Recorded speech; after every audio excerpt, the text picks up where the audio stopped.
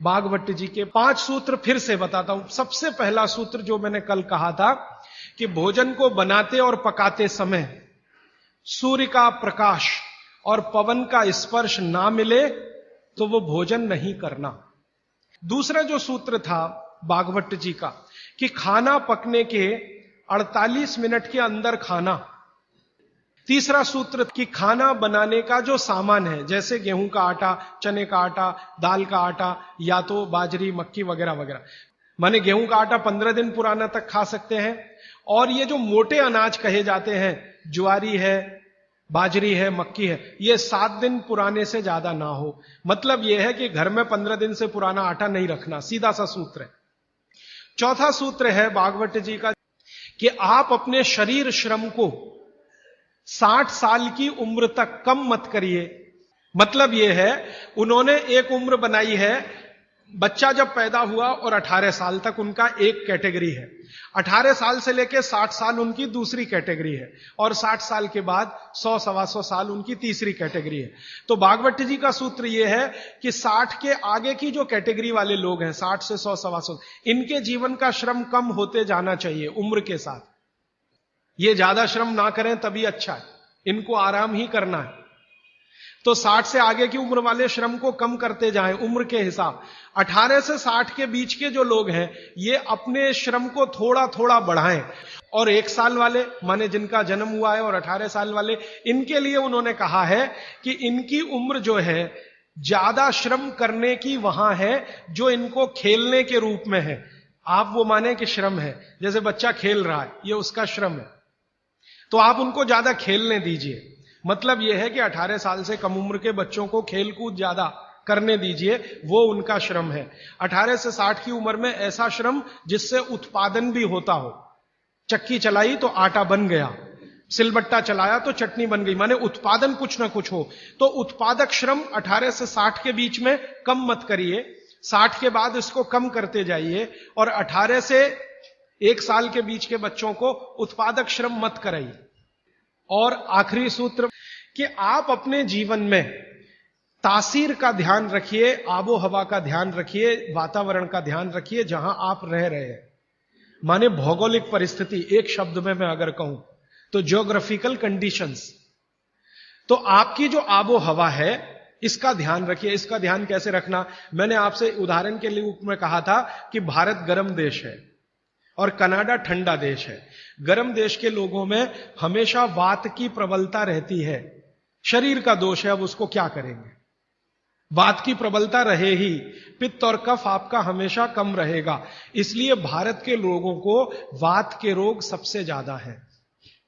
भागवत जी कहते हैं कि भारत के लोगों को लगभग 70 से 75% रोग वात के हैं, 12 से 13% रोग पित्त के हैं, और 10% रोग कफ के हैं। कफ के रोग हमारे यहां सबसे कम है, पित्त के थोड़े ज्यादा, वात के सबसे ज्यादा, क्योंकि हम गर्म जगह रहते हैं। तो आप ध्यान रखिए कि गर्म जगह में ऐसे काम मत करिए जिससे वात बढ़े। जैसे मैं आपको एक उदाहरण दूं, माफ करिएगा ये उदाहरण देते हुए, आप दौड़ लगाते हैं, रनिंग, इसमें वात सबसे ज्यादा बढ़ता है। हमारे यहां आजकल एक फैशन आया, मॉर्निंग में दौड़ो। दौड़ना नहीं है, चलना है। चलने और दौड़ने में अंतर आप समझते हैं। दौड़ने में ऊर्जा बहुत शरीर की, गर्मी बहुत शरीर की बढ़ेगी और वात को बढ़ाएगी। वात बढ़ेगा तो ये घुटने बहुत जल्दी आपके थकेंगे। तो भागवत जी बहुत गहरी बात कह रहे हैं, जहां रहते हो वहां की आबो हवा और तासीर को ध्यान में रखो। हमारी आबो हवा गर्म है, गर्म हवा में वात बढ़ता है, ये याद रखो। तो वात बढ़े ऐसा कोई काम मत करो। और यूरोप वालों के यहां क्या है, कफ बहुत बढ़ता है क्योंकि ठंड है, ठंड में हमेशा कफ बढ़ता है। तो ठंडी लोग हैं, ठंडे देश हैं, ठंडा आबो हवा है, तो कफ बहुत बढ़ेगा। तो वो उसका ध्यान रखें जो कनाडा में रहते हैं, अमेरिका में रहते हैं, कि कफ मत बढ़ने दो। अब वात ना बढ़े हमारा, कफ ना बढ़े यूरोप और अमेरिका वालों का, तो सारी दुनिया निरोगी। पित्त जो है वो सम में वैसे भी रहता है, पित्त जो है ज्यादातर सम में ही रहता है। तो ये 5वां सूत्र है। कल मैंने एक ही सूत्र का आपके सामने विश्लेषण किया था, भागवत ऋषि का लिखा हुआ, कि जिस भोजन को बनाते और पकाते समय पवन का स्पर्श और सूर्य का प्रकाश ना मिले, वो भोजन को कभी नहीं करना। इस विश्लेषण में से शुरू हुआ कि पवन का स्पर्श और सूर्य का प्रकाश कहां कहां नहीं मिलता। तो सबसे पहली चीज निकल के आई प्रेशर कुकर। प्रेशर कुकर का खाना ना खाएं। कल मैंने बहुत विस्तार से बता दिया, आज सिर्फ दोहरा रहा हूं याद रखने के लिए। और उसके विकल्प के रूप में मैंने आपसे कहा मिट्टी के बर्तनों में खाना बनाएं। मिट्टी के बर्तन में खाना बनाने के पीछे जो सबसे बड़ा वैज्ञानिक कारण है कि ये जो मिट्टी है इसमें 18 तरह के माइक्रो न्यूट्रिएंट्स हैं। ये बात हमेशा आप याद रखिएगा। कैल्शियम मिट्टी में है, आयरन मिट्टी में है, सिलिकॉन मिट्टी में है, सल्फर मिट्टी में है। आपके शरीर को हर दिन 18 तरह के सूक्ष्म पोषक तत्वों की जरूरत होती है। 18 तरह के सूक्ष्म पोषक तत्वों की जरूरत होती है, जिनको आप अलग अलग भाषा में बोल देते हैं कि हमको प्रोटीन्स चाहिए, हमको विटामिन्स चाहिए, हमको कार्बोहाइड्रेट्स चाहिए, हमको फैट्स चाहिए। ये डॉक्टर कहता है ना आज की भाषा में कि आपको प्रोटीन की कमी हो गई है, प्रोटीन चाहिए, आपको कार्बोहाइड्रेट्स ज्यादा चाहिए, आपको फैट्स ज्यादा चाहिए। तो ये जो कुछ भी चाहिए, इनको रसायन शास्त्र की भाषा में मैंने आपको समझाया कल, और आज कह रहा हूं कि ये 18 तरह के सूक्ष्म पोषक तत्व हैं, जिनको मिल जाने से आपके भोजन को संपूर्णता मिलती है, माने भोजन पूर्ण होता है। और संयोग से या प्रकृति के कुछ ऐसे नियम से ये सारे तत्व मिट्टी में हैं, इसलिए मिट्टी के बर्तनों का उपयोग आपके लिए बहुत ही अच्छा है। दूसरा मैंने आपको कारण बताया था विज्ञान का।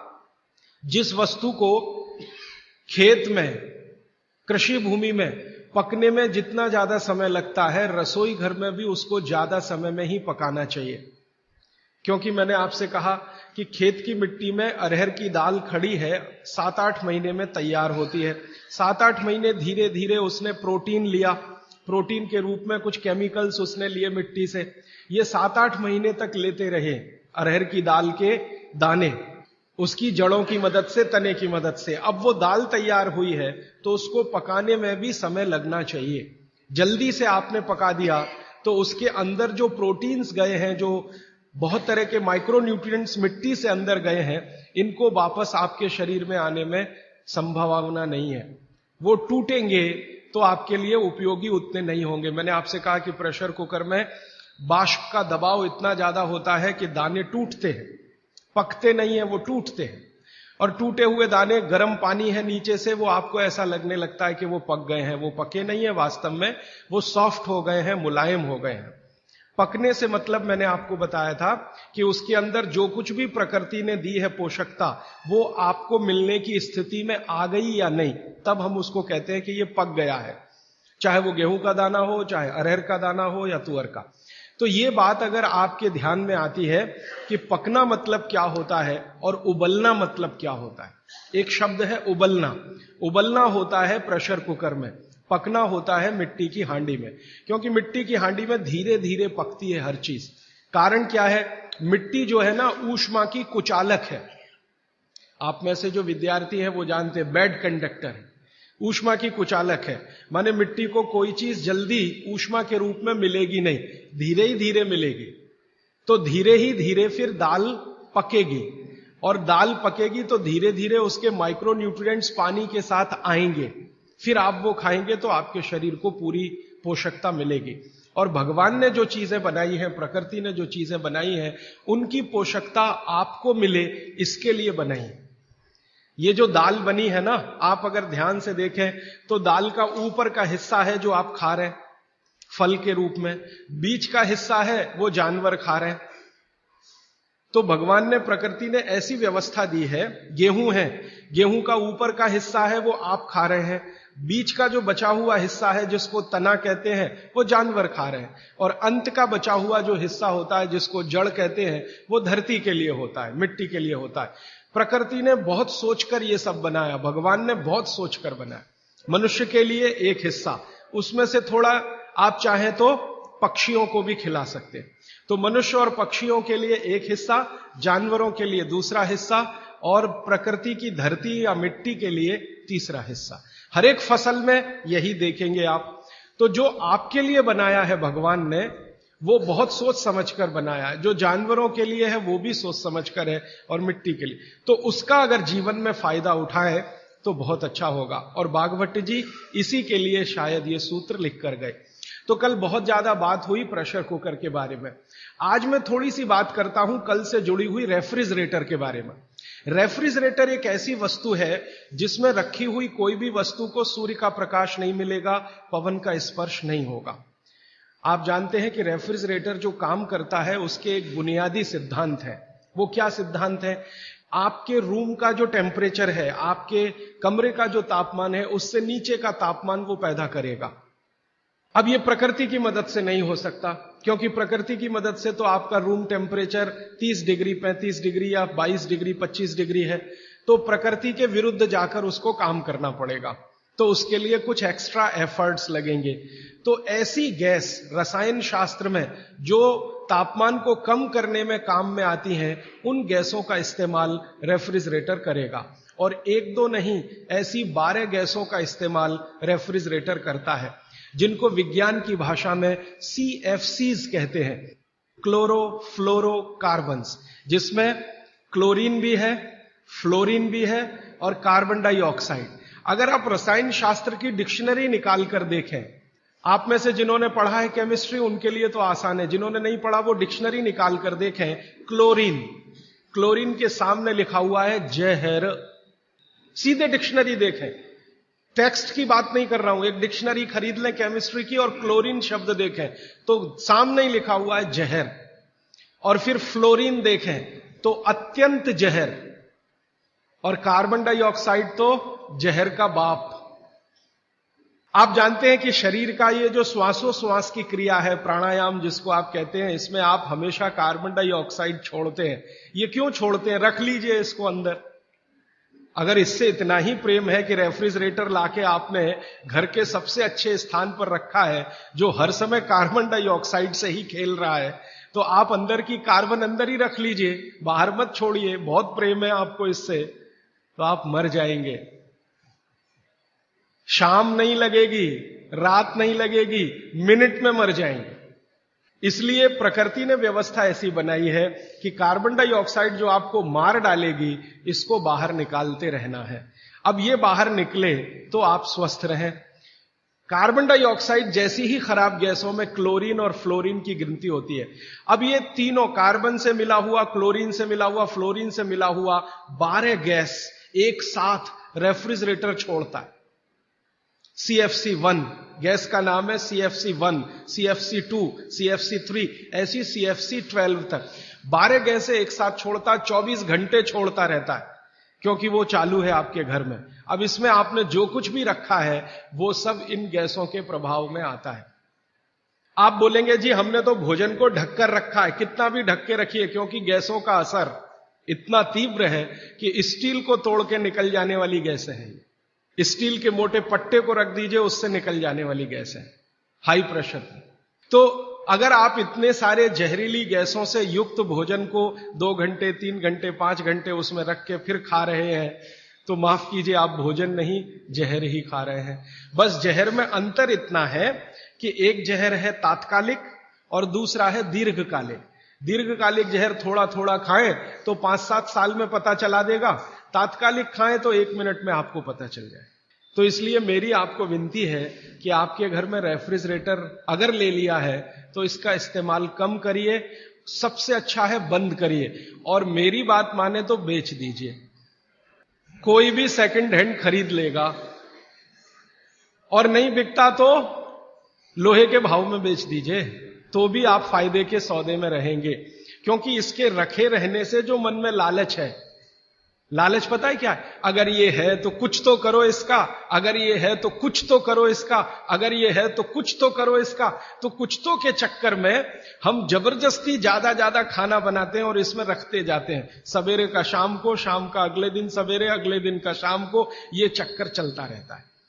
और ये चक्कर में खाने का, पोषकता का नाश होता रहता है। और मैं आपको एक विनम्रता पूर्वक दूसरी जानकारी देना चाहता हूं कि रेफ्रिजरेटर का आविष्कार हुआ तो उसके पीछे कारण क्या था। हर वस्तु के आविष्कार के पीछे कारण होता है। तो इसका कारण था ठंडे देशों की, ठंडे देश हैं America, Canada, Germany, France, Sweden, Switzerland, Denmark, Norway, इन देशों की आबो हवा। आप जानते हैं कि ये ठंडे देश हैं, -40 डिग्री सेंटीग्रेड तापमान होता है और ज्यादा से ज्यादा प्लस में जाए तो 15 से 20 डिग्री सेंटीग्रेड रहता है। तो 15-20 से -40 तक टेम्परेचर का जो वेरिएशन है, ये बहुत तकलीफ देने वाला वेरिएशन है। आप कभी एक अनुमान करने के लिए प्रयोग करिए। मैंने किया था, मैंने एक प्रयोग किया था कि एक बार मैंने क्या किया, बर्फ का सिल्ली 1, 2, 3 चारों तरफ से लगा के मैं उसके बीच में लेट गया। तो 15 मिनट में मेरा शरीर अकड़ गया, 15 ही मिनट में। जबकि मैंने खूब प्राणायाम और ये सब किया, 15 मिनट में शरीर अकड़ गया। और उस दिन मैंने मेरी बायोकेमिस्ट्री को ऑब्जर्व किया तो मैं बहुत ही परेशान था। फिर मैंने सोचना शुरू किया कि उन लोगों का क्या होता होगा जो इसी बर्फ के तापमान में 6-6 महीने सोते हैं, रहते हैं, लेटते।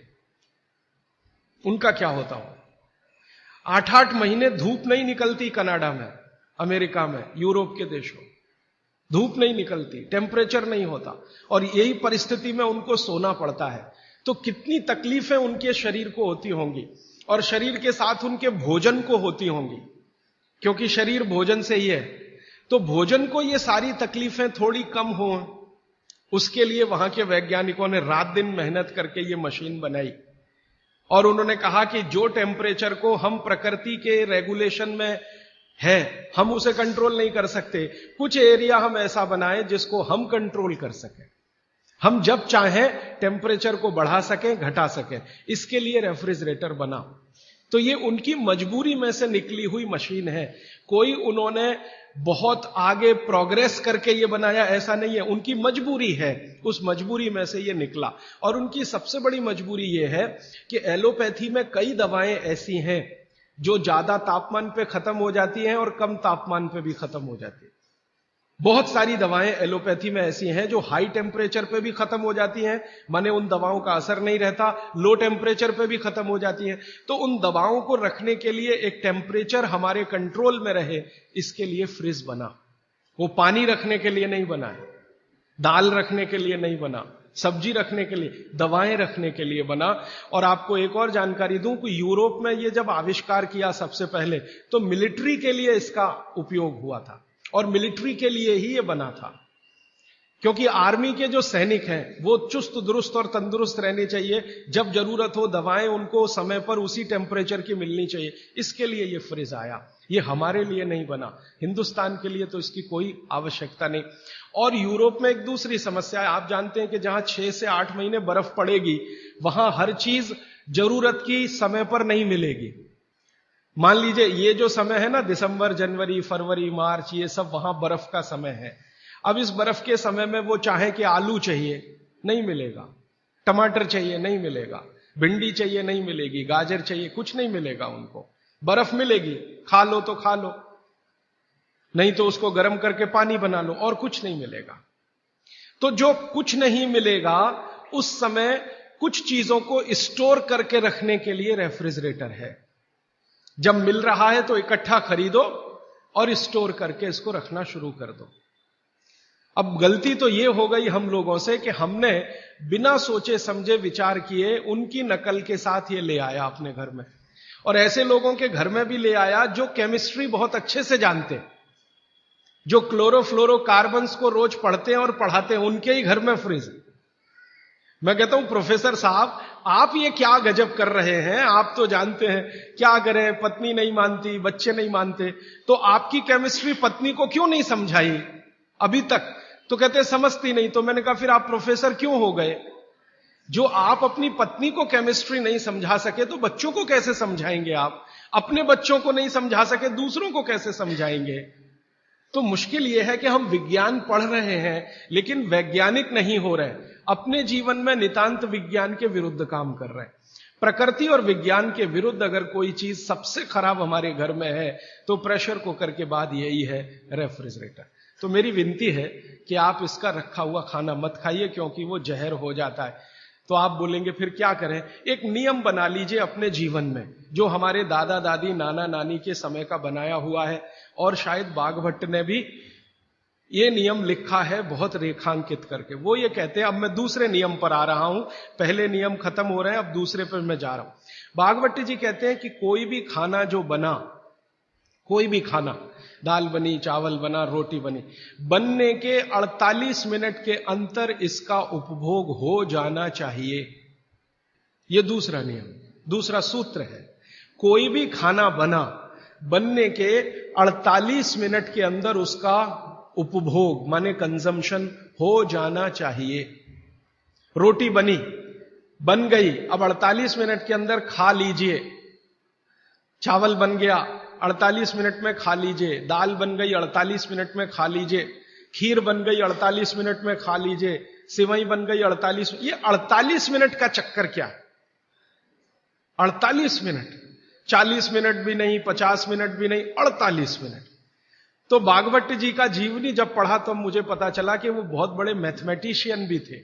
आयुर्वेद के तो चिकित्सक थे ही, मैथमेटिक्स के बड़े पंडित थे।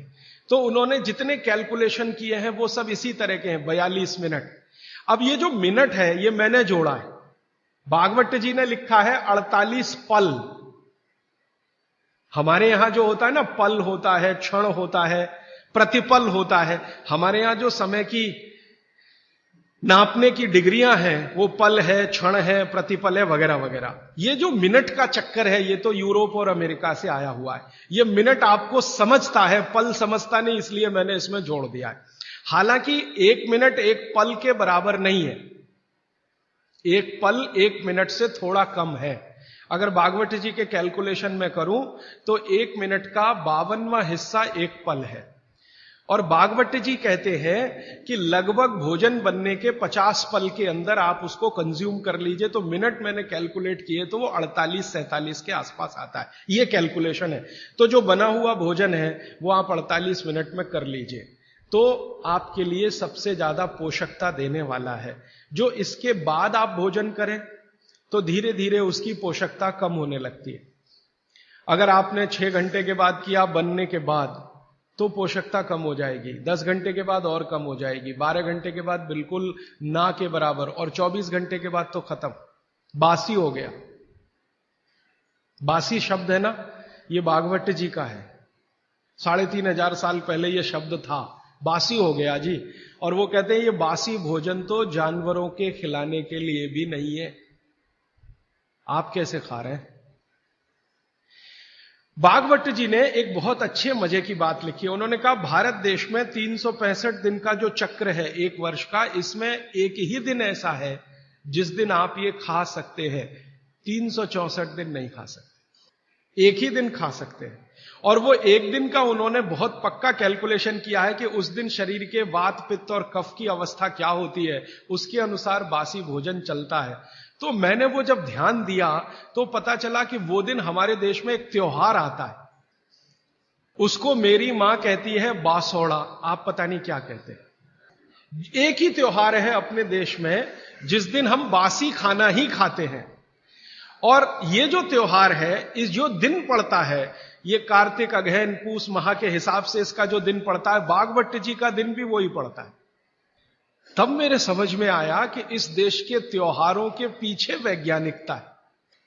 त्योहार ऐसे ही नहीं तय हो गए, इस दिन होली होगी, इस दिन दिवाली होगी, इस दिन ये होगा, इस दिन, इनके पीछे कुछ कैलकुलेशन है। बागभट्ट जी का कैलकुलेशन है कि शरीर में 3 दोष हैं, वो आप सब जानते हैं, वात पित्त और कफ। इन पे आगे मैं विस्तार से बात करूंगा, यहां रेफरेंस के लिए कह रहा हूं। तो वात पित्त कफ 3 दोष हैं, ये समान स्थिति में रहे तो आदमी हमेशा निरोगी रहता है। इनकी स्थिति ऊपर नीचे हो, वात बढ़ गया, पित्त और कफ कम हो गया, पित्त बढ़ गया, वात और कफ कम हो गया, ऊपर नीचे हो, तभी रोगी होते हैं आप, तभी रोग पैदा होते हैं।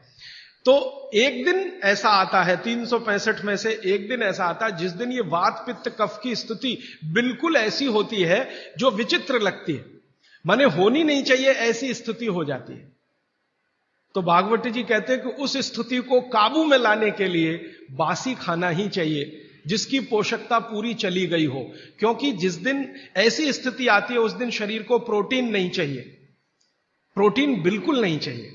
तो प्रोटीन सब खत्म होगा तब जब खाना बहुत पुराना हो जाए। तब मेरे समझ में आया कैसी वैज्ञानिकता है।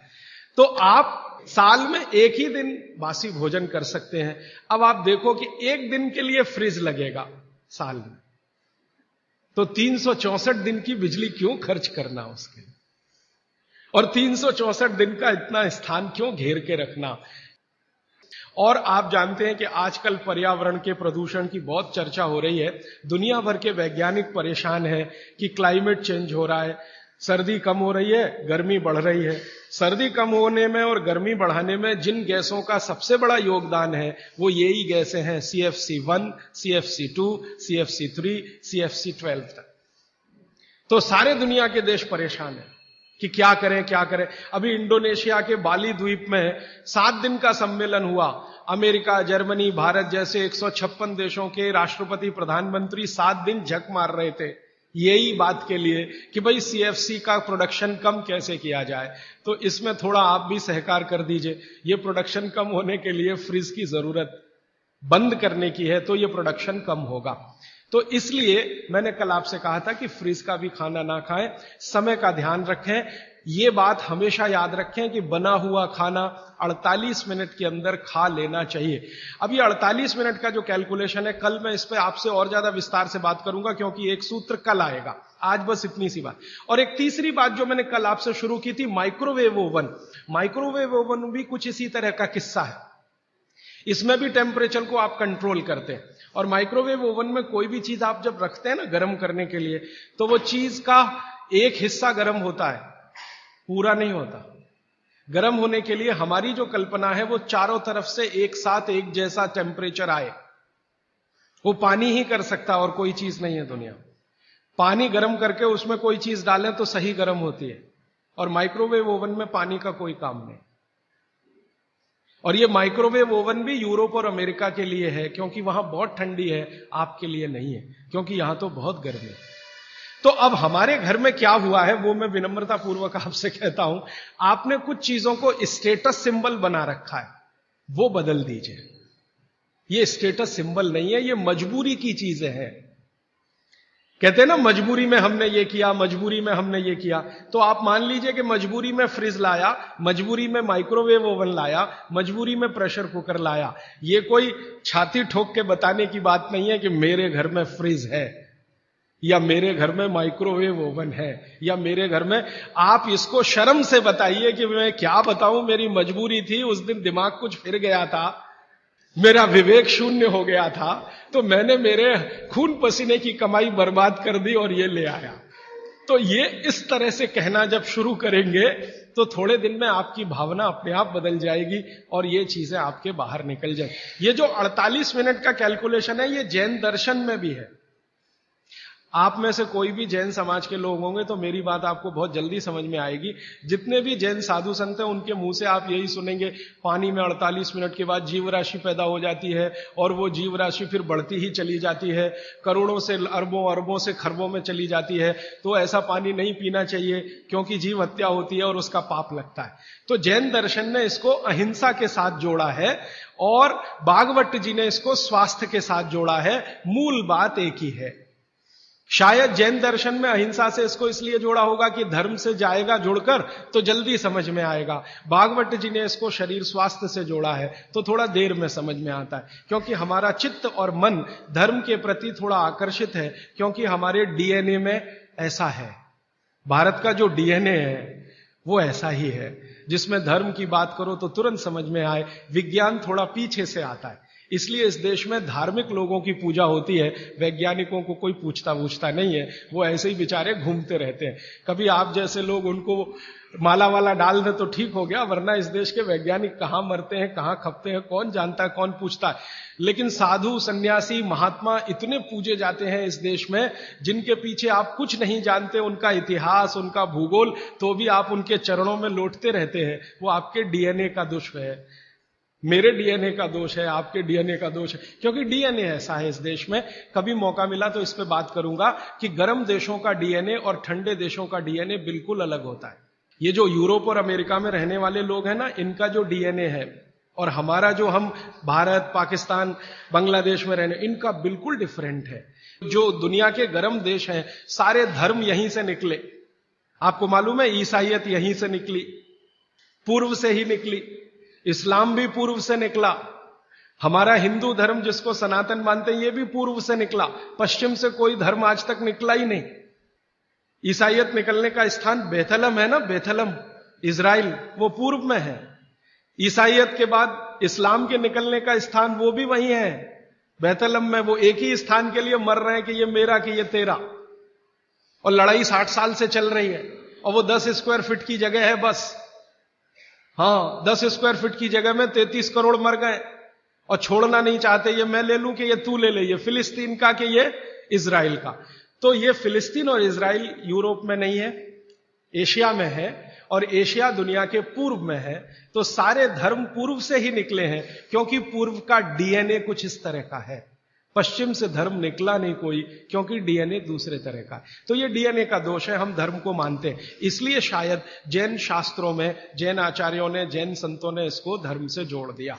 तो ये धर्म से जुड़ा हुआ विज्ञान की बात है। इसको विज्ञान से पहले समझकर धर्म में आप पालन करेंगे तो आपका विश्वास इस पर पक्का होगा। इसलिए ये 48 मिनट याद रखिए। सब माताएं, बहनें और भाई याद रखें, भोजन पका तो 48 मिनट में हो ही जाना, खा ही लेना। इसलिए शायद पुरानी परंपरा हमारे देश में है, गरम खाना खाओ, माने वो 48 मिनट के पहले हो जाए। गरम गरम रोटी बना के खिलाओ या गरम गरम रोटी खाओ। आपको शायद मालूम नहीं है, आप में से जो यूरोप और अमेरिका ज्यादा घूमते हैं वो इसका अंदाजा लगाएंगे कि गरम रोटी का महत्व क्या है। क्योंकि यूरोप में नहीं मिलती, अमेरिका में नहीं मिलती, दुनिया के 56 देशों में गरम रोटी नहीं मिलती, क्योंकि उसको बनाना नहीं जानता कोई। दुनिया की आबादी 600 करोड़ है। 600 करोड़ आबादी में 300 करोड़ महिलाएं, 300 करोड़ पुरुष अगर मान लें तो 300 करोड़ महिलाओं में लगभग 250 करोड़ महिलाएं नहीं जानती कि गरम रोटी कैसे बनती है। उनके पास गेहूं का आटा है, गेहूं का आटा भी है, क्योंकि यूरोप के कई देशों में गेहूं है। अमेरिका में गेहूं पैदा होता है, कनाडा में भी गेहूं पैदा होता है। गेहूं ठंडी की फसल है, तो ठंडे देशों में होता। तो गेहूं है, गेहूं का आटा भी है, रोटी बनाना नहीं आता। क्यों? कोई यूनिवर्सिटी नहीं है वहां जो सिखाए इसको, कोई कॉलेज नहीं है जो सिखाए इसको। तो यूनिवर्सिटी, कॉलेज नहीं है, और कोई मां नहीं है जो अपनी बेटी को सिखाए, क्योंकि मां को नहीं आता तो बेटी को क्या सिखाए। और हजारों लाखों सालों से वहां ये चक्कर चल रहा, रोटी बनाना नहीं आता। किसी यूरोपियन और अमेरिकन व्यक्ति के बारे में अभी एक छोटा सा किस्सा बताता हूं। थोड़े दिन पहले हमारे पास एक दंपत्ति आए फिनलैंड से, एक पति और एक पत्नी दोनों आए। उन्होंने कहा मुझे भारत का गांव देखना है, तो हमने एक गांव में भेज दिया। संयोग से जिस गांव में गए वहां शादी थी, तो हमने कहा उसमें भी आप शामिल हो जाइए, तो भारत क्या है आपको ज्यादा अच्छे से समझ में आएगा। तो वो शादी में जब शामिल हुए तो रोटियां बना रहे थे, कोई पूड़ी बना रहा है। तो गांव में तो आप जानते हैं ना, नौकर नहीं बनाते, सब गांव इकट्ठा होकर बनाता है। जिसके घर में शादी है उसके घर में दूसरे घर के लोग आ जाते हैं, दूसरे घर का चूल्हा बंद हो जाता है, सब एक ही घर में खाते हैं। तो सब महिलाएं बना रही थी। तो उस फिनिश दंपत्ति ने पूछा ये सब कितना पैसा लेंगी? तो उनको कहा ये पैसा वैसा नहीं लेने वाले। तो ये कैसे हो सकता है? तो हमने कहा ये है क्योंकि भारत कोऑपरेशन पे चलता है, कंपटीशन से नहीं चलता ये देश। हमारे समाज में कोऑपरेशन है, कंपटीशन नहीं है। तो फिर वो फिनिश दंपत्ति में जो महिला थी वो सबसे ज्यादा इस बात को परेशान थी लेकर कि ये रोटी एकदम गोल बन रही है, 100% गोल। उसकी जिंदगी में ये कल्पना नहीं है कि 100% गोल चीज कोई हाथ से बन सकती है। वो कहती है उसने कभी सोचा था भारत के बारे में कि मशीन से बनाते होंगे रोटी, और वो कह रहे हैं ये हाथ से बनाते हैं 100% गोल। तो उसका जितना कैमरे में रील थी उसने सब उसी पे खर्च कर दी, गोल रोटी बना के देखने में। उसके माने आपको मैंने ये उदाहरण इसलिए दिया कि उनके लिए ये अजूबा है, उनको लगता है कि कोई महिला ये कर पाए। और मैंने जब वो जा रहे थे तो पूछा आपको भारत में कौन सी चीज सबसे अच्छी, तो उनका ये जो रोटी है गोल, ये सबसे महत्वपूर्ण वस्तु है जिसकी वैल्यू हमारे लिए सबसे ज्यादा है, क्योंकि हम जानते नहीं ये कैसे बनती है। और आपके घर में हर मां बहन इसको बना सकती है, 10-12 साल की बहन भी आसानी से बना सकती है। इसका मतलब है कि रोटी ताजा और गर्म ये भारत में ही संभव है, दुनिया के दूसरे देशों को नसीब नहीं है। तो आप समझ लीजिए कि आपके पास कितनी वैल्यूएबल चीज है गरम रोटी, और उसको आप छोड़कर ठंडी करके खाएं तो ये आपका दुर्भाग्य है, सौभाग्य नहीं। तो रोटी को गरम गरम ही खाएं, गरम गरम ही खिलाएं। यूरोप में कोई किसी को खिलाता नहीं, क्योंकि कोई बनाता नहीं और जानते भी नहीं। वहां तो बेचारे 3-3 महीने पुरानी रोटी खाते हैं, जिसको डबल रोटी कहते हैं, पाव रोटी कहते हैं। मैंने एक सिंपल कैलकुलेशन किया था कि पाव रोटी बनने के बाद और खाने तक 90 दिन निकल जाते हैं। अमेरिका और यूरोप में पता है क्या कि गेहूं हर जगह होता नहीं, कुछ जगह होता। तो गेहूं बड़े बड़े ट्रक में भर के वहां तक जाता है जहां गेहूं को पीसने वाली चक्कियां लगी हुई हैं, फ्लोर मिल्स, वहां उनका आटा बनता। फिर वो आटा ट्रक में भर भर के फिर वहां जाता है, फिर जाकर उससे डबल रोटी बनती है, फिर वो वहां से बनकर कहीं और जाती है। फिर ऐसी चक्कर में 90 दिन निकल जाते हैं। हमारे आयुर्वेद शास्त्र में भागवत जी कहते हैं कि आटे को जितना ताजा इस्तेमाल किया उतना ही बेहतरीन है। आटे के बारे में वो कहते हैं जितना ताजा इस्तेमाल किया उतना ही बेहतरीन है। रोटी के बारे में कहते हैं 48 मिनट के अंदर खा लेना चाहिए। और पिसा हुआ आटा वो ये कहते हैं कि 15 दिन से ज्यादा पुराना कभी भी मत खाना। 15 दिन मैक्सिमम, वो भी गेहूं के लिए। ये चना और मक्की और ज्वारी, इसके लिए तो 7 ही दिन कहा उन्होंने। 7 दिन से ज्यादा पुराना नहीं खा सकते, क्योंकि वही किस्सा है, उसकी माइक्रो न्यूट्रिएंट कैपेसिटी लगातार कम होती चली जाती है। तो अब आप बोलेंगे जी ताजा आटा कहां से लाएं? चक्की है, जिंदाबाद। हिंदुस्तान में हजारों लाखों वर्षों से आटा ताजा बनाकर रोटी बनाने की परंपरा है कि नहीं? जो माताएं यहां बुजुर्ग हैं, इन्होंने अपना गांव देखा होगा, अपने गांव के घर की चक्की देखी होगी। ये चक्की पे मैंने थोड़ा रिसर्च किया कि ये क्या अद्भुत चीज बनाई है हमारे ऋषि मुनियों ने। ये दुनिया की ऐसी अद्भुत मशीन है जो आपको ताजा आटा तो देती ही है आपके शरीर की स्वास्थ्य के लिए, और आपके अंदर की मांसपेशियों को हमेशा फ्लेक्सिबल रखती है।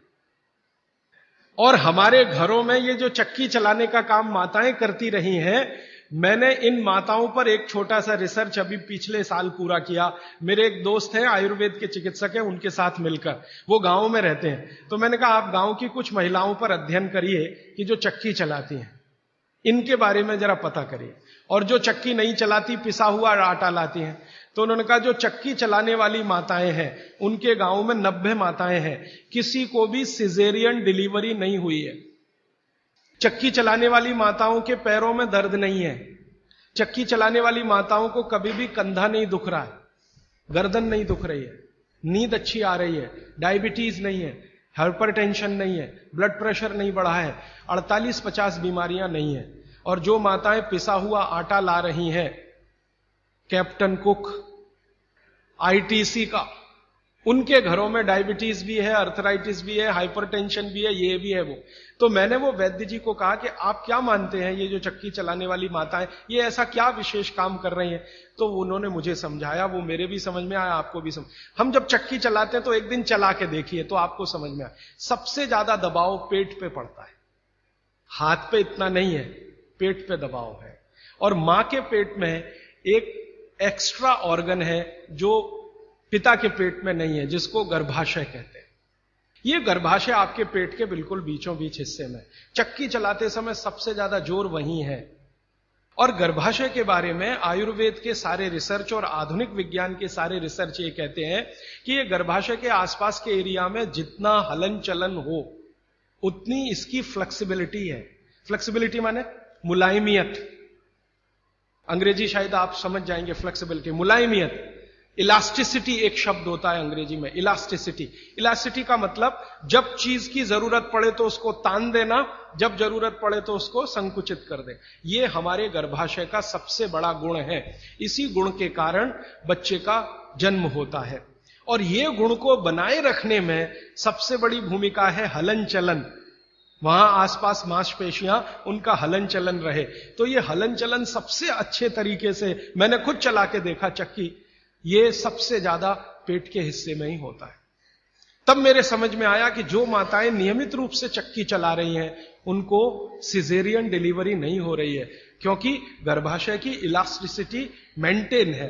तो आसानी से बच्चा बाहर आ रहा है बिना किसी ऑपरेशन के। तब मुझे ध्यान आया कि हमारी जो पुरानी माताएं हैं उनके 8-8, 10-10 बच्चे होते थे, कभी सुना नहीं कि सिजेरियन। वो दाई आती थी गांव की, जो एमबीबीएस नहीं है, एमडी नहीं है, एमएस नहीं है, और बच्चे करा के चली जाती थी, ऐसे ही जैसे दाल पका के कोई चला गया या चावल पका के कोई चला गया। हां, ऐसे होता है। तो हमने इस बात को जब ध्यान दिया तब मेरे मन में आया कि इसको थोड़ा और बड़ा रिसर्च करना चाहिए। मेरे एक मित्र हैं, उनकी पत्नी और वो मिलके 15-16 साल से इसी विषय पे काम कर रहे हैं कि बच्चे को बिना किसी डॉक्टर की मदद के या सीजर ऑपरेशन के बाहर कैसे लाया जाए। तो उनका 15-16 साल का रिसर्च ये कहता है कि ये सिर्फ चक्की की मदद से ही हो सकता है। और आयुर्वेद तो यहां तक कहता है कि मां का गर्भ 7वें महीने तक चक्की चलाने की अनुमति देता है। मां को 7वें महीने तक चक्की चलवाई जा सकती है, 8वें महीने में नहीं, फिर उसको बंद कर देना अच्छा है। और उतने 7 महीने की चक्की आपके लिए पर्याप्त है कि वो बच्चा बिना सीजर के हो। और जो बच्चे बिना सीजर के हैं उनके जीवन को आप देख लें, और जो सिजेरियन है उनके जीवन को देख लें, जमीन आसमान का अंतर है। सीजर बच्चे ज्यादा बीमार हैं, समय समय पे बीमारियां हैं। जो बिना सीजर हैं वो सब स्वस्थ हैं, दुरुस्त हैं, तंदुरुस्त हैं। ब्रेन का डेवलपमेंट भी उनका अच्छा है, लॉजिक को डेवलप करने की कैपेसिटी, कल्पनाशीलता उनमें दूसरे बच्चों से ज्यादा है। तो भागवत जी का सूत्र है कि खाना बना तो 48 मिनट में खाएं, और खाना बनाने वाली जो वस्तुएं हैं जिनमें सबसे महत्वपूर्ण है आटा, गेहूं का आटा 15 दिन से ज्यादा पुराना ना खाएं, जवारी, बाजरी और मक्की का आटा 7 दिन से पुराना ना खाएं।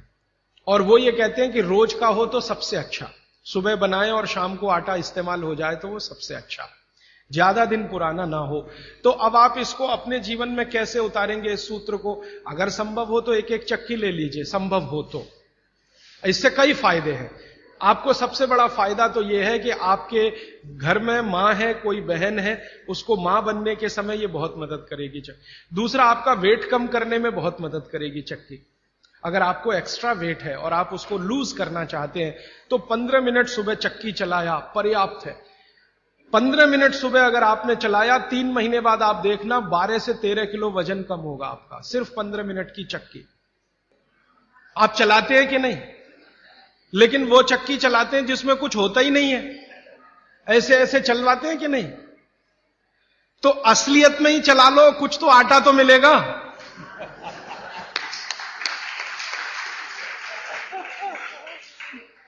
कम से कम आटा तो निकलेगा, बाई प्रोडक्ट। यहां तो कुछ निकल ही नहीं रहा है, बस ऐसे ऐसे चला।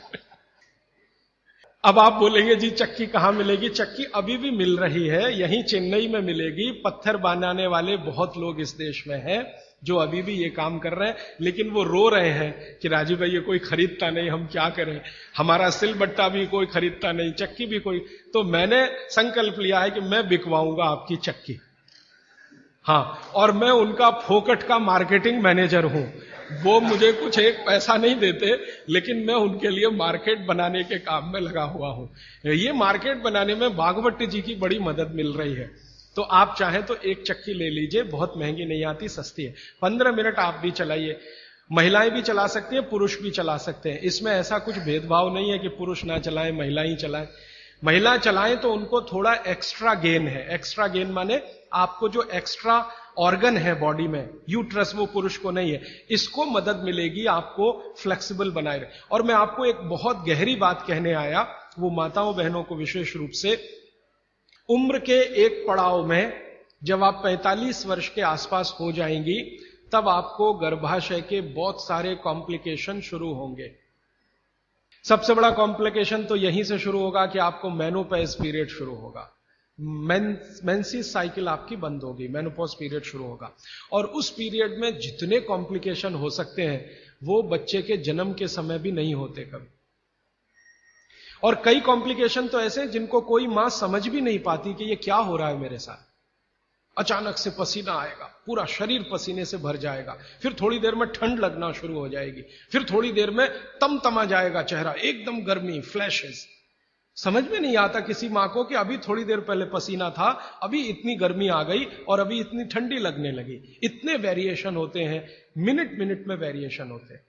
मन आपका इतना डिप्रेशन में चला जाएगा, इतना अवसाद में चला जाएगा कि दुनिया बिल्कुल बेकार है, इसमें क्या करना जिंदा रह के। ये डिप्रेशन, तनाव मन में होगा, अवसाद मन में होगा और ऐसे ऐसे कॉम्प्लिकेशंस बनते जाएंगे। कारण उसका एक ही है कि कुछ हार्मोन्स आपके शरीर में बनना बंद हो जाएंगे, वो आपके लिए बहुत जरूरी है।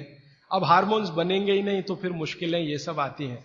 तो भगवान की व्यवस्था ऐसी है, 45-50 साल की उम्र में हर मां को दूसरा जन्म लेना पड़ता है, ऐसा कहा जाता है। तो ये जो दूसरे जन्म की समस्याएं हैं, इनको जिंदगी में खत्म तो नहीं किया जा सकता, लेकिन भागवत जी कहते हैं कि इनको कंट्रोल करके रखा जा सकता है। अब मैं तीसरे सूत्र पे आ रहा हूं। तीसरा सूत्र विशेष रूप से माताओं बहनों के लिए वो कह रहे हैं कि माताओं और बहनों की मासिक धर्म बंद होने के बाद की जो अवस्था है, इसमें परमानेंट कोई क्योर नहीं है, क्योंकि जो हार्मोन बनना बंद हो गए वो तो हो ही गए, उनको बाहर से भी नहीं डाला जा सकता। लेकिन भागवती जी ये कहते हैं कि उसको कंट्रोल करके रखा जा सकता है। तो वो कहते हैं कि कंट्रोल करके रखने में मां के रसोई घर के जो उपकरण हैं, उपकरण, इंस्ट्रूमेंट्स, इनकी मदद आप ले सकते हैं। तो रसोई घर का उपकरण सबसे अच्छा मैंने कहा चक्की, इसकी मदद ले सकते हैं। और दूसरा एक उपकरण और है रसोई घर में, सिलबट्टा, मसाला पीसने वाला जो सिलबट्टा है ना, ये दूसरा बड़ा उपकरण। अगर मैंने सिलबट्टा चला के देखा तो इस सिलबट्टे को चलाने में भी सबसे ज्यादा जोर पेट पे ही आता है, चक्की चलाने में भी सबसे ज्यादा जोर पेट पे आ रहा है। तो ऋषि मुनियों ने ये चक्की का आविष्कार जब किया होगा और सिलबट्टे का आविष्कार किया होगा तो किसी मां को ध्यान में रखकर ही किया होगा, यह पक्का है।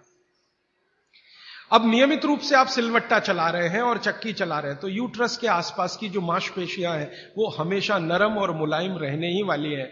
तो आपकी जिंदगी के कॉम्प्लिकेशन 45 साल के बाद कम रहने ही वाले हैं। आप उनको दवा खा खा के कम करें तो दवाओं के साइड इफेक्ट्स हैं, ज्यादा दवाओं के साइड इफेक्ट है कि मोटापा बढ़ेगा। एक HRT टेक्निक है, हार्मोन रिप्लेसमेंट थेरेपी, ज्यादातर माताएं उसमें जाती हैं 45-50 साल की उम्र में, हाथ जोड़कर विनती है कि कभी ना जाएं। और अगर आप गए उसमें तो आपके वजन को कोई भी दुनिया का भगवान नहीं बचा सकता बढ़ने से, बढ़ेगा ही। क्योंकि हार्मोन रिप्लेसमेंट थेरेपी में जो मेडिसिन है वो सब मेद बढ़ाने वाली है, मेद माने शरीर में एक्स्ट्रा वेट बढ़ाने वाली। तो आप अगर HRT से बचना चाहते हैं और दवा नहीं खाना चाहते हैं तो 15 मिनट की चलाइए ना सवेरे सवेरे चक्की। 15 मिनट से ज्यादा जरूरत नहीं है। 15 मिनट में जितना गेहूं पिस गया, जितना चना दाल पिस गया, अच्छा है। फिर आप बोलेंगे हमारे यहां तो 1-1 घंटे चलाते थे। वहां उस समय शायद लोगों का शरीर भी इतना मजबूत था, तंदुरुस्ती भी इतनी अच्छी थी, घी दूध भी अच्छा खाने को मिलता था, तो वो 1-1, 2-2 घंटे चला सकते थे। आज के समय को ध्यान में रखते हुए 15 से 20 मिनट भी आपने चलाया, या तो सिलबट्टा या तो चक्की, तो जिंदगी आपकी एकदम सुरक्षित और निरोगी रहने वाली है। तो विज्ञान के साथ रसोई सबसे ज्यादा इस देश में जुड़ा हुआ है। तो 3 सूत्र अभी तक मैंने आपको भागवत जी के बता दिए। और इन 3 सूत्रों में एक छोटी सी जानकारी और, कि आप पुरुष भी चाहें तो जिनको पेट अगर बढ़ा हुआ है और आप चाहते हैं कि ये कम हो, तो आप भी 15 मिनट चक्की चला सकते हैं सुबह सुबह। आप भी चाहें तो सिलबट्टे पे चटनी बना सकते हैं।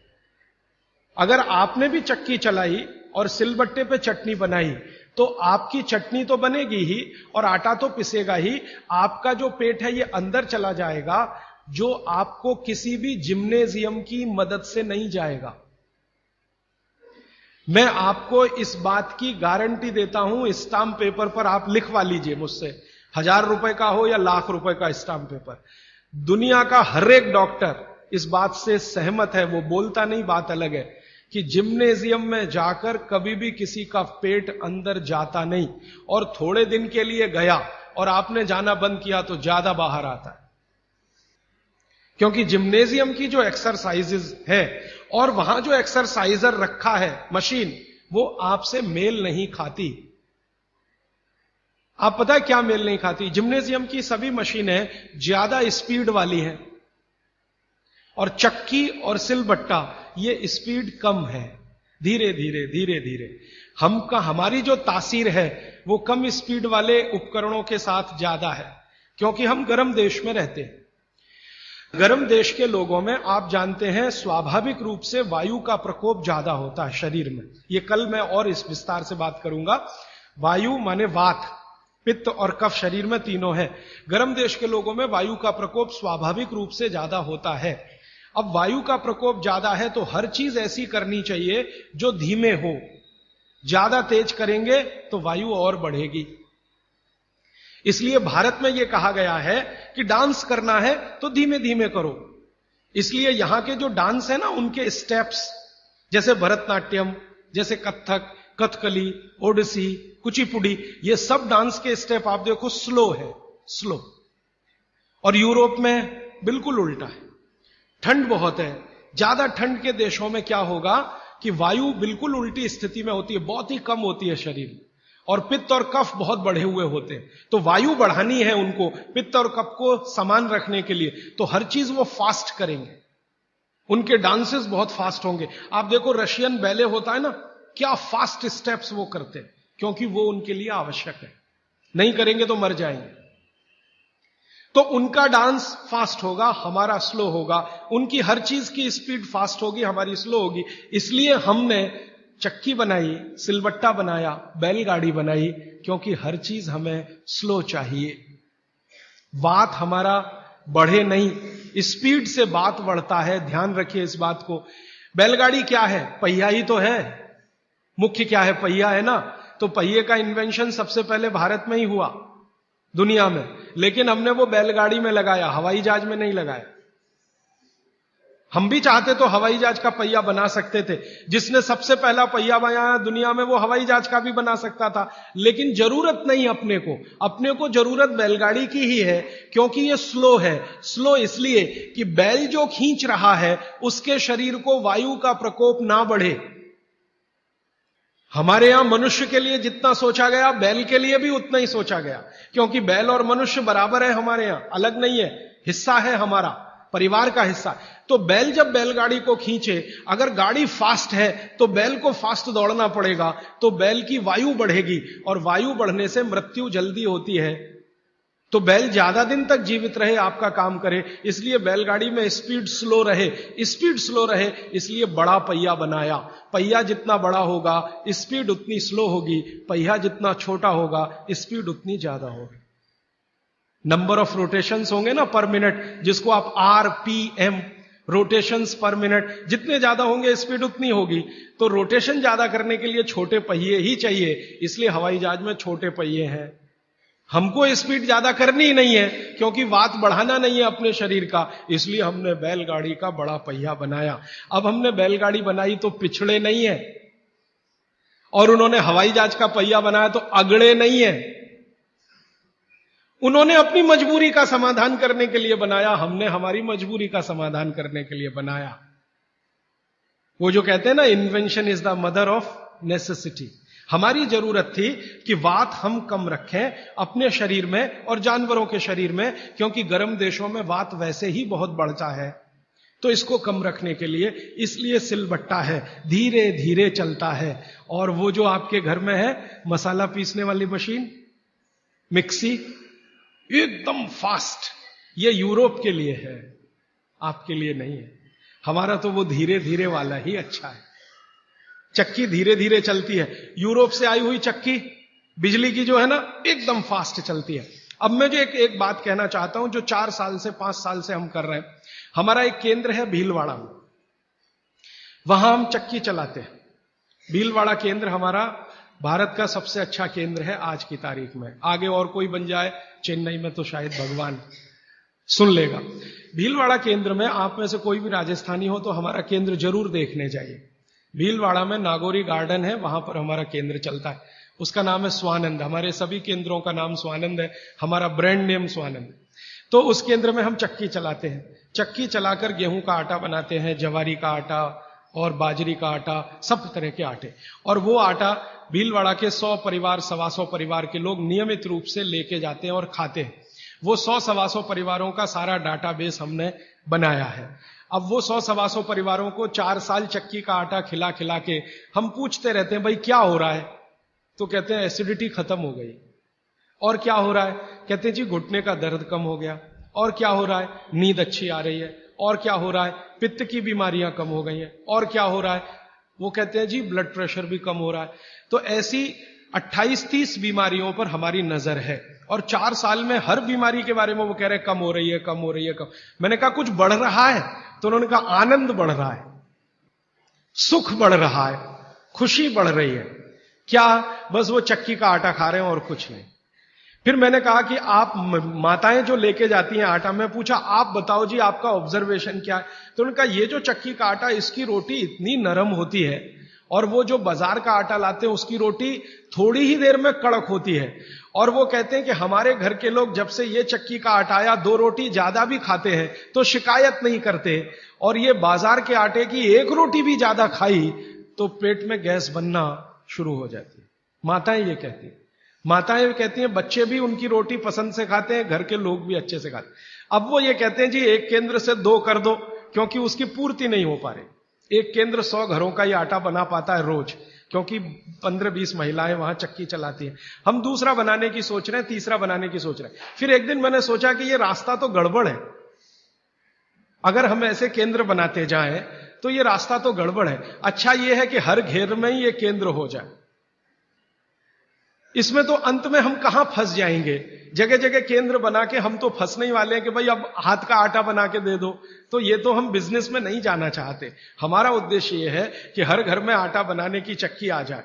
तो अब हमने वहां चक्की रखवाना शुरू किया, आप ले जाओ जी अपने घर में ये चक्की से आटा बना लो, आप भी स्वस्थ रहेंगे, घर भी स्वस्थ रहे। तो वही मेरी आपको विनंती है कि घर में चक्की वापस लाइए और सिलबट्टा भी वापस लाइए। मसाला पीसना है तो उस पर पीसिए, आपको चटनी बनानी है तो उस पर बनाइए, चटनी का स्वाद भी अच्छा होगा और उसके जो सूक्ष्म पोषक तत्व हैं वो भी अच्छे रहे। और एक छोटी सी आखिरी बात, आज के लिए समय हो गया, आखिरी बात यह है, मैं आपको विनम्रता पूर्वक जो कहना आया वो ये कि आपके रसोई में पिछले 20-25 वर्षों में जो बदलाव आया रसोई में, 20-25 वर्षों में, हमारे बीमारियों का सबसे बड़ा कारण वो बदलाव है। रसोई बीमारियों का कारण नहीं है। रसोई तो भागवत जी कहते हैं दुनिया का सबसे पवित्र स्थान, सबसे पवित्र स्थान। लेकिन उसमें बदलाव आ गया। बदलाव क्या आया, पहले चक्की होती थी, सिलबट्टा होता था, अब मिक्सी आ गई, या तो हमने कोई मशीन ले ली, और अब तो मशीनें रोटी बनाने की भी आ गई, रोटी बनाने की भी मशीन हमने ली।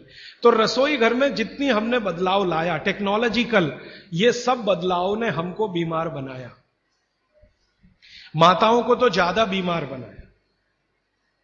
मैंने पिछले 20 साल की जितनी रिसर्चेज है रसोई घर से जुड़ी हुई, इन सबको ध्यान से देखा तो पता चला कि हमने विकास के नाम पर अपने ही घर को बीमार बनाने की क्रिया शुरू की है। और रसोई घर में जितनी चीजें हैं उन्होंने महिलाओं का शरीर श्रम घटाया। जैसे वॉशिंग मशीन आ गई, इसने आपका शरीर श्रम घटा दिया। चक्की आ गई, उसने माने बिजली की चक्की आई, उसने आपका शरीर श्रम घटाया। सिलबट्टे का शरीर श्रम आपका घटा मिक्सी के आने से। हर जो चीज आई है, ओवन आया आपके यहां, माइक्रोवेव ओवन आया, फिर ये फ्रिज आया, इसने आपका शरीर श्रम घटाया। और शरीर श्रम घटाने के लिए नहीं है, भागवत जी कहते हैं कि शरीर श्रम घटाने की एक ही उम्र है, 60 के बाद। जब आप 60 के हो गए तब आप शरीर श्रम कम करते जाइए। 60 साल तक तो शरीर श्रम कम करने की जरूरत नहीं, 18 से लेकर 60 साल तक शरीर श्रम चाहिए ही, शरीर श्रम चाहिए। तो थोड़ा थोड़ा श्रम आप करते रहे। अब तो हमने पोछा लगाने वाला भी मशीन ले आया, झाड़ू लगाने वाला भी मशीन ले आया, रोटी बनाने वाला भी मशीन आ गया, चटनी बनाने वाला भी मशीन आ गया, रोटी को रखने वाला भी मशीन आ गया। अब सब कुछ मशीन आ गया तो आप भी मशीन ही हो जाएंगे, और आप हो गए हैं। पता है मशीन हम कैसे हो गए? जिंदगी का रस चला गया, आनंद चला गया। पहले घरों में काम करते समय जो रस था, आनंद था, वो सब चला गया। कैसे चला गया? मैंने बचपन का मुझे याद है, माताएं बहनें काम करते करते बहुत सारे गीत गाती थी। अब वो काम ही बंद हो गया तो गीत भी बंद हो गए। अब किसी भी मां को पूछो कि 20 साल पहले बच्चे के पैदा होने पे क्या क्या गीत गाए जाते थे, याद ही नहीं है। तो अब क्या करते हैं, जो सिनेमा के गीत हैं उनका सीडी लगा के चला देते हैं। घर में बच्चा पैदा हुआ तो चोली के पीछे क्या, तो चीज बड़ी है मस्त मस्त, आती क्या खंडाला तो जाती क्या खंडाला, ये घर में बजाए जा रहे हैं। कब? जब बच्चा पैदा हुआ। क्योंकि मां को बच्चा पैदा होने के समय के गीत ही याद नहीं है, क्योंकि वो गीत गाने के लिए जो समय मिलता था काम करते करते वो समय चला गया तो गीत चले गए। शादी के समय क्या क्या गीत गाए जाते थे याद नहीं है। अब तो वो डीजे ले आते हैं और वीजे पता नहीं क्या क्या उसको बोलते हैं, बड़ा साउंड बॉक्स, और लगा दिया और ऐसा शोर कान फोड़ने वाला जिसकी न सुर न लय न ताल। तो हमारे यहां काम में आनंद था। देखिए, मैं आपसे विनम्रतापूर्वक एक बात कह सकता हूं कि भारत की कोई भी मां शरीर श्रम से थक सकती है, बोर नहीं हो सकती। यह शब्द बोरियत भारतीय शब्द नहीं है, यह अंग्रेजों का शब्द है। हिंदी में वैसे का वैसे ही हमने ले लिया, बोर होना। जी हम क्या कर रहे हैं, बोर हो रहे हैं। आजकल के बच्चों को मैं बहुत सुनता हूं, जी क्या कर रहे हैं, बोर हो रहे हैं। जी बोर हो रहे हैं। अब बोर हो रहे हैं तो करें क्या, तो ले दे के वो एक टीवी है चालू कर दिया, उसमें पोगो देखो, पोगो। अब पोगो में क्या है, वो और ज्यादा बोर हो जाओ तो पोगो की जगह कोई दूसरा देखो, लोगो, या तीसरा देखो। वो सब आपको बोरियत में ही ले जाएंगे। क्यों? क्योंकि इसमें इंटरेक्शन कुछ नहीं है, सब कुछ वन साइडेड है। और गीत गाने में इंटरेक्टिव है, ये एक साइड नहीं है, ये मल्टी साइडेड है। तो हमारी माताएं गीत गाती थी, हर समय के लिए गीत बने हैं। पापड़ बना रही हैं, बड़ी बना रही हैं, उस समय के गीत अलग हैं। मसाला पीस रही हैं, उस समय के गीत अलग हैं। शादी के लिए मसाला पीस रहा है, उस समय के गीत अलग हैं। शादी के लिए पापड़ और बड़ी बन रही हैं, उस समय के गीत अलग हैं। ये गीत इकट्ठे आजकल मैं कर रहा हूं, हजारों की संख्या है गीतों की, लेकिन इनको लिपिबद्ध हम नहीं कर पाए, किताबें नहीं छपी, इनकी नोटबुक्स नहीं बनी, तो धीरे धीरे खत्म हो रहे हैं या तिरोहित हो रहे हैं। इन गीतों में जो सुर है, जो लय है, जो ताल है, वो हर मां के लिए आसान है। हर मां उस सुर और लय और ताल में गा सकती है। आवाज का पिच ऊपर नीचे हो सकता है, लेकिन सुर लय ताल वो सबको एक जैसा है, मालूम है, उत्तर से दक्षिण, पूरब से पश्चिम। धान की पौधे लगा रहे हैं तो अलग गीत है, धान काट रहे हैं तो अलग गीत है, धान को घर ले जा रहे हैं तो अलग गीत है। हमारे यहां हर काम के साथ गीत और संगीत है, क्योंकि बोरियत ना आए। और आज जो आधुनिकता में से निकला है, मॉडर्निज्म में से निकला है, इसने सब कुछ खत्म कर दिया तो बोरियत ही आएगी। समय आपका ले लिया तो बोरियत आएगी। तो भागवत जी कहते हैं कि आपका जीवन, ये अब उनका 5वां सूत्र है, आपका जीवन जहां आप रहते हैं, जहां आप रहते हैं, माने आप मद्रास में रहते हैं तो यहां की जो आबो हवा है, जो यहां की तासीर है, उसके हिसाब से चलना चाहिए। राजस्थान में रहते हैं तो वहां की आबो हवा तासीर से चलना चाहिए। तो हर आबो हवा और तासीर में खास तरह के गीत, खास तरह का संगीत, खास तरह का श्रम, ये हजारों साल पहले बना और विकसित हुआ है। ये वापस आएगा, मुझे इसके बारे में थोड़ी शंका होती है, लेकिन हम प्रयास करेंगे तो जरूर वापस आ सकता है। पर जो बच्चे स्कूल सुबह चले जाते हैं और शाम को घर आते हैं, उनका हम क्या बहुत करें? अच्छा, उसके लिए मैं एक विकल्प बताता हूं। जो बच्चे आपके सुबह सुबह स्कूल चले जाते हैं, उनके लिए यह सूत्र कैसे अप्लाई होगा। मेरी विनती है कि बच्चों को खाना खिला के स्कूल भेजिए। आप बोलेंगे जी खाते नहीं है, मैं आपको इसका तरीका बता देता हूं कैसे खाएंगे वो खाना। हमारे शरीर की अपनी एक साइकिल है, और वो साइकिल ये है कि कोई भी खाना खाएं तो उसके 8 घंटे के बाद ही भूख लगेगी आपको। यह शरीर का अपना नियम है। तो बच्चों के ऊपर भी यही नियम है, पुरुषों के ऊपर, स्त्री सबके ऊपर। तो साइकिल शरीर की यह है कि खाने के 8 घंटे के बाद ही भूख लगेगी। तो एक रात पहले का खाना उनको उस समय खिला दीजिए कि सुबह तक 8 घंटे पूरे हो जाए। माने अगले दिन शाम को ही खाना खिला दीजिए, रात को मत खिलाइए। शाम को 6 बजे तक अगर आपने खाना खिला दिया, 6 बजे तक, तो 8-9 बजे तक सोने की नींद उनको आई जाएगी। क्योंकि 1.5 घंटे के बाद जैसे ही खाना पच के रस में बदलता है, बॉडी का ब्लड प्रेशर अपने आप बढ़ना शुरू कर देता है, और ब्लड प्रेशर बढ़े तो नींद आनी ही है। रुक नहीं पाएंगे आप। तो शाम का खाना 6 बजे उनको खिला दीजिए, 8 बजे तक नींद आ जाएगी, और 6 बजे से 8 घंटा गिनेंगे तो सवेरे 4-5 बजे तक वो पूरा हो जाएगा। तो 4-5 बजे के आसपास जब वो सोकर उठेंगे तो इतनी तेज भूख लगी होगी कि आप रोटी दाल चावल खिला दो वो खा के चले जाएंगे। रात का खाना बिल्कुल बंद कर दीजिए, क्योंकि बागभट्टी जी का ये जो पहला नियम है ना, ये अभी मैंने आधा ही बताया। सूर्य का प्रकाश और पवन का स्पर्श हर समय वो कहते हैं खाते समय पीते समय रहना ही चाहिए। अब 6 बजे के बाद तो सूर्य प्रकाश रह नहीं सकता। और आप जानते हैं सूर्य प्रकाश का सबसे बड़ा परिणाम है विटामिन डी का निर्माण। सूर्य प्रकाश में ही विटामिन डी बनता है। तो जब तक ये सूर्य प्रकाश है तब तक खाना खाएं तो विटामिन डी मिले। सुबह के भोजन पे आगे बात करूंगा। सुबह का भोजन जितना हैवी हो उतना अच्छा। गोभी का पराठा, आलू का पराठा, जितना पराठा, पूड़ी, जो पकवान सब सुबह, सब सुबह। दोपहर का खाना थोड़ा कम और रात का बिल्कुल कम, शाम का बिल्कुल कम। तो बच्चों को भरपेट खाना खिला के स्कूल भेजिए। लंच बॉक्स की जरूरत नहीं है। जब वो घर आए तो दूसरा भोजन कराइए और शाम को 6 बजे तक तीसरा भोजन। तो मैंने कुछ बच्चों पे प्रयोग किया, शाम का भोजन बंद किया, सुबह उठते ही भूख लगती है उनको। ये तो प्रकृति का नियम है, लगे। सारे जानवर, सारे पक्षी उठते ही खाना खाते हैं। आप देखो, चिड़िया है सुबह सुबह खाने पे लग जाएगी, गाय बैल भैंस बकरी सब सुबह खाने पे लग जाएगी, क्योंकि वो शाम को सूर्य के बाद खाना नहीं खाते। कोई गाय रात को खाना नहीं खाती, खिला के देख लो, जर्सी गाय को छोड़कर। जर्सी भारत की नहीं है इसलिए उसको भारत का पता भी नहीं है, वो रात को 2 बजे भी खा लेगी। लेकिन भारत की कोई भी गाय, भारतीय नस्ल की गाय 6 बजे के बाद खाना नहीं खाएगी।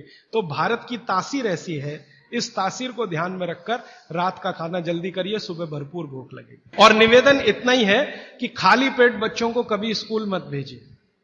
खाली पेट तो कभी मत भेजिए। आपने कह दिया जी दूध पी के गया, दूध पी के गया माने एक तरह से खाली पेट, सॉलिड कुछ नहीं है। सॉलिड सुबह सुबह शरीर में जाना बहुत ही आवश्यक है, अगर भविष्य में आप उसको एसिडिटी, अल्सर, पेप्टिक अल्सर से बचाना चाहते हैं तो। देखिए, दुनिया में हर समय परिवर्तन होते हैं, यह प्रकृति का नियम है और यही जीवन है, यह बिल्कुल सही बात है। लेकिन हमें ध्यान यह देना है कि कौन से परिवर्तन हमारे अनुकूल हैं और प्रतिकूल हैं, बस इतना ध्यान देना है। अब इस बात को बागभट्ट जी कहते हैं एक सूत्र में।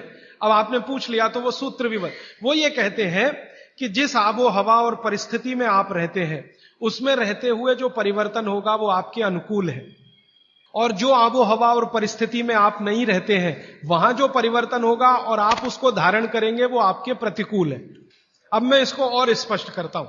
यूरोप और अमेरिका में पिछले 100 साल में जितनी रिसर्च हुई वो उनके लिए बहुत अनुकूल है। उनके लिए रेफ्रिजरेटर यूरोपियन लोगों के लिए बहुत काम की चीज है। जब मैं ये भाषण जर्मनी में दूंगा तो उल्टा ही बताऊंगा उनको। मैं कहूंगा जरूर रेफ्रिजरेटर लाओ, माइक्रोवेव ओवन भी रखो। उनके लिए बहुत अनुकूल है क्योंकि उनकी कंडीशन में वो परिवर्तन हुआ है। हमारी कंडीशन में जो हम परिवर्तन करेंगे वो हमारे लिए अनुकूल होगा। अब जैसे मैं आपको उदाहरण दूं, चक्की है, चक्की, तो चक्की में एक परिवर्तन आज हुआ है, पहले वो नहीं था, आज हुआ है। हमने चक्की में बियरिंग लगा दिया है। पहले चक्की में बियरिंग नहीं होता था, खाली वो एक ऐसा लोहे का वो डंडी होता था और उसके चारों तरफ हम उसको चाक को घुमाते थे, बीच में लकड़ी का एक उसमें वो लगाते थे। वो लकड़ी का हमने निकाल के उसमें बियरिंग लगा दिया, ये भी परिवर्तन हुआ। ये हमारे अनुकूल बैठता है क्योंकि बियरिंग लगने के बाद उसका जो फ्रिक्शन है वो कम हुआ, और फ्रिक्शन कम हुआ तो हम कम श्रम में ज्यादा उत्पादन ले सकते हैं। श्रम तो हो ही रहा है, लेकिन जितने श्रम में हम पहले 1 किलो आटा लेते थे उतने ही श्रम में अब 3 किलो आटा मिल रहा है। यह भी परिवर्तन है, लेकिन यह हमारे अनुकूल है। इसी तरह से और एक उदाहरण दो। हमारे कुछ कार्यकर्ता हैं पूना में, उन्होंने बैलगाड़ी के पहिए में भी बियरिंग लगा दिया। परिवर्तन यहां भी हुआ, नई बैलगाड़ी बनी, उसमें बियरिंग का पहिया है। अब उसका क्या हुआ कि बैल को खींचने में मदद हो गई।